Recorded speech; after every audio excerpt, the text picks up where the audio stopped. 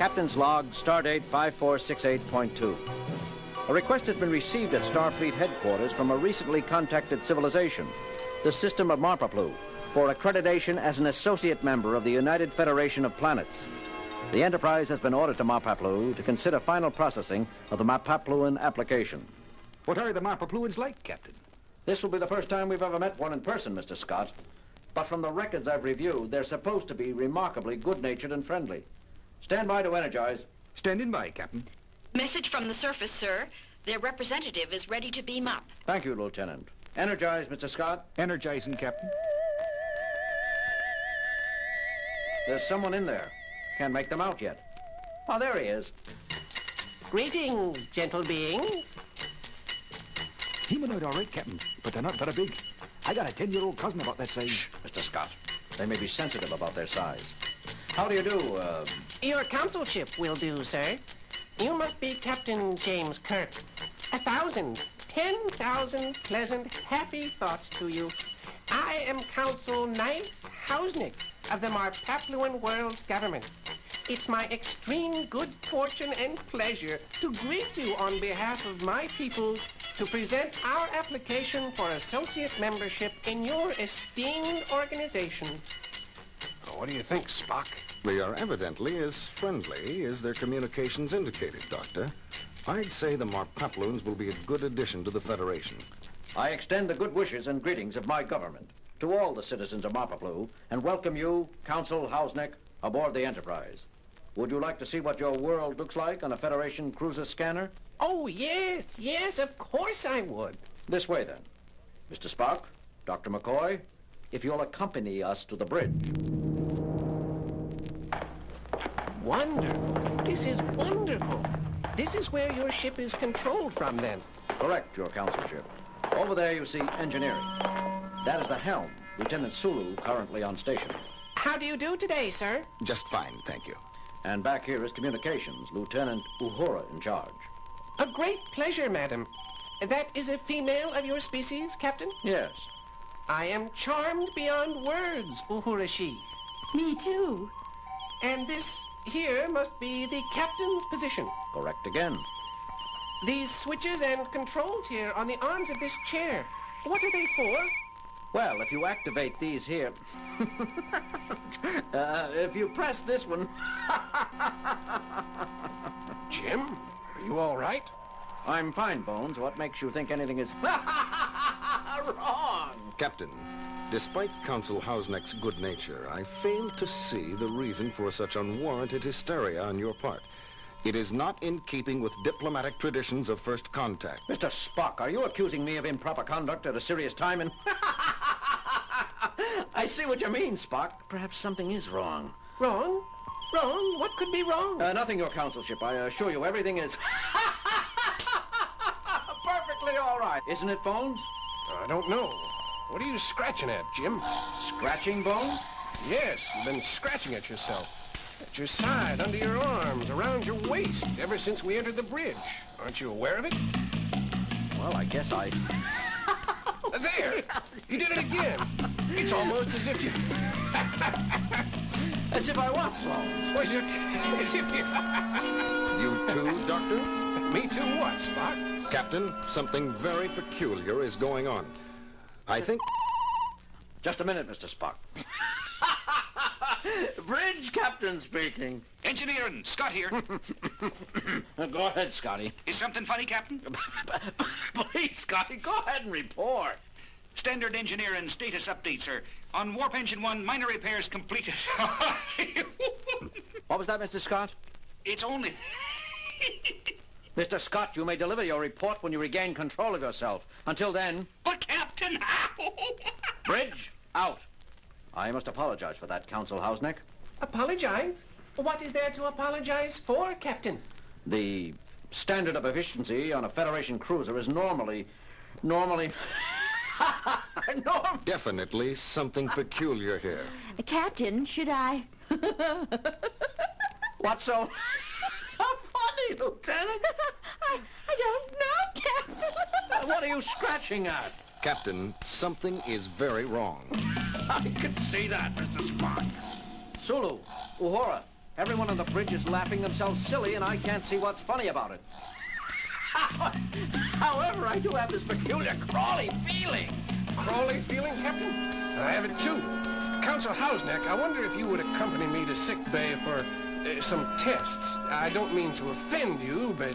Bones, the diplomatic situation we have here. Captain, reports are coming in from all over the ship, every deck and section.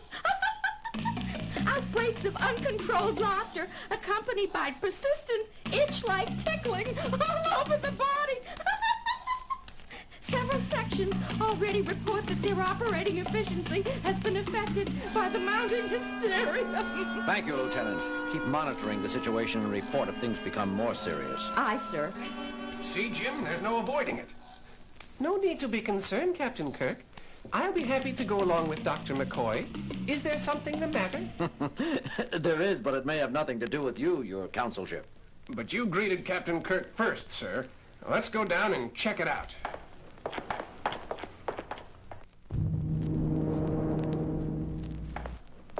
You found something, Doctor? I think so, Spock.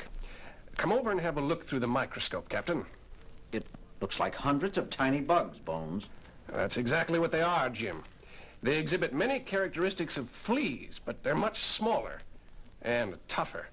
I've tried everything in our anti-bug arsenal. Our most potent poisons don't even make them sleepy.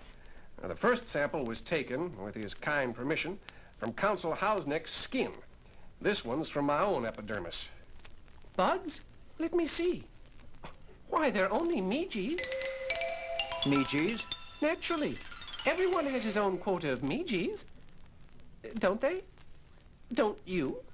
I am sorry to have to inform you, Consul Hausneck, that meeges appear to be unique to Marpaplu. Oh dear. Oh dear, oh dear, oh dear. We've always had meeges, so we've always assumed everyone had meeges. Well, everyone on board has them now. And while I'm sure you'll get along fine with your meeges, your consulship, we have no desire to share them with your people. This laughter is physically dangerous. Some of us are already so weak we're in danger of laughing ourselves to death. Just because meeges seem to tickle rather than bite, that makes them no less dangerous to us. Oh, sorry, I am, had we known. Yes, but you didn't. It's too late now. The entire ship has been affected. Don't your meeges ever trouble you? I don't see you scratching them. Scratch? But why? Our meeges never move about nervously on us. We keep them quite happy. Meeges thrive on happy thoughts. If you will think only happy thinking, they will stop moving about on your bodies and trying to make you happy. So that's it. The meeges are emotional parasites feeding on the contentment of their hosts. Wonderful.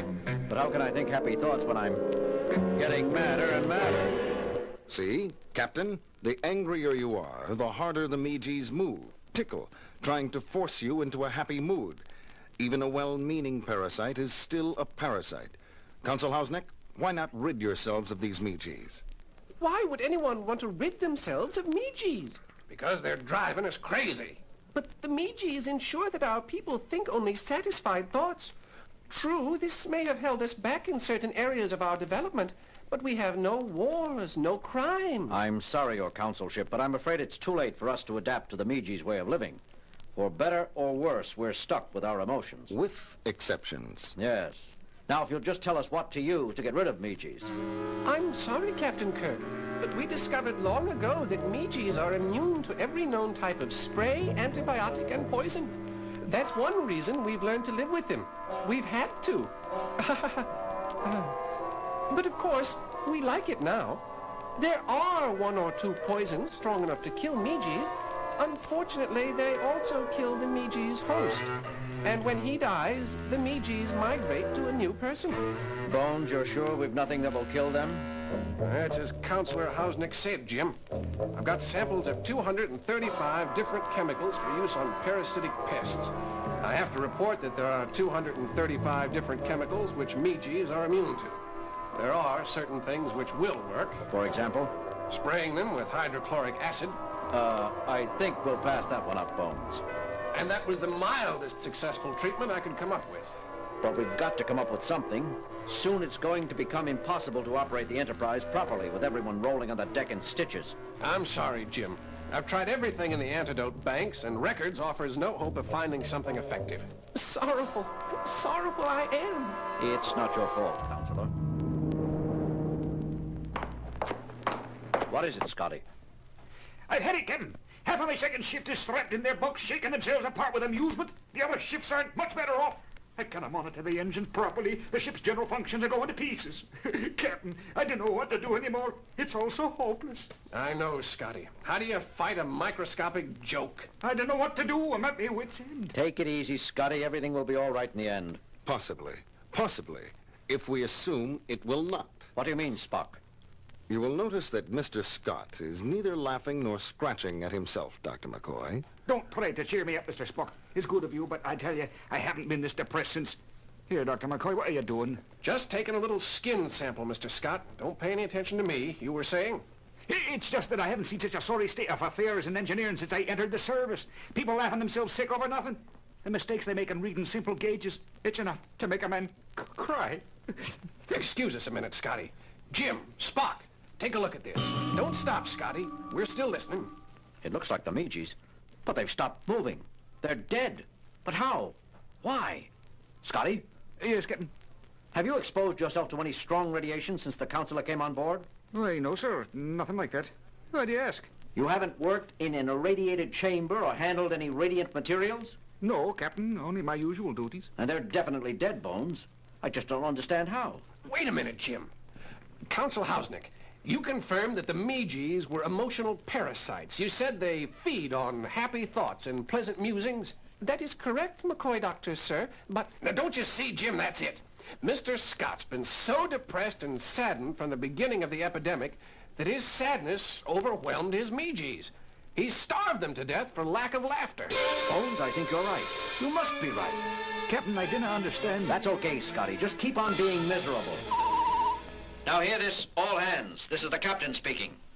The plague of laughter which has infected the Enterprise is caused by a tiny bug called a Meege, brought up from the world below us. These invaders can be destroyed. They feed on laughter. Everyone is therefore directed to think only sad, unhappy thoughts. This is an order. Think of something terribly depressing, an illness in your family, a sad incident from your childhood, anything which will make you want to cry. You know, Bones, that was the saddest order I've ever had to give. I realize that, Jim. It makes me want to cry, too. You two, stop it. You're only depressing me further. I do not believe depressing is wholly an accurate description in this case, Doctor. But it is certainly the strangest prescription I have ever heard you give. Jim, I don't feel like laughing anymore. I think that did it, Bones. It worked fast. Probably the Meeges aren't ready for such concentrated misery. They get only happy thoughts on Mapaplu. Isn't that so, Consul Hausnick? Yes, of course, Captain Kirk. In fact, I don't seem to have the comfortable feeling of my own Meeges about me. Don't worry. I'm sure you'll regain a thriving colony as soon as you beam back home. No harm done. We can officially conclude the treaty now, if you wish. Indeed I do, Captain. But let us hurry. I feel deserted without Meeges. We'll hurry, but there's one provision that must be added to the treaty. Captain's Log Supplemental. The Treaty of Friendship has been concluded with the system of Mapaplu, and said people have been accepted for official associate membership in the United Federation of Planets, while agreeing to remain under temporary quarantine until safety precautions for preventing the spread of the parasitic Meeges can be developed. End log entry. Well, Bones, I think the Mapapluans have a lot to offer the Federation. From a distance, of course. I've heard of infectious humor, but I never thought of having to take it literally. Yes, Bones. We'll have to be careful for a while in our dealings with Consul Hausnick's people. Mapaplu is just a bit too friendly for comfort at the moment. There's just one thing troubling me, Jim. What's that, Bones? It's Mr. Spock. He didn't manifest any symptoms of Meeges. No laughter, no ticklish scratching. Then he must have been infected as well. Is it so surprising that the superior Vulcan system should prove immune to a disease affecting lower physical orders? But, Mr. Spock, I'm certain I heard you giggle. I beg your pardon, Lieutenant. You must be mistaken. No, I'm not. I distinctly heard you giggle. Spock? Giggling? Come on, Spock. giggle for us again. Dr. McCoy, I do not, will not, and never have giggled. And now, if Lieutenant Uhura has had her fun, I have important work to attend to.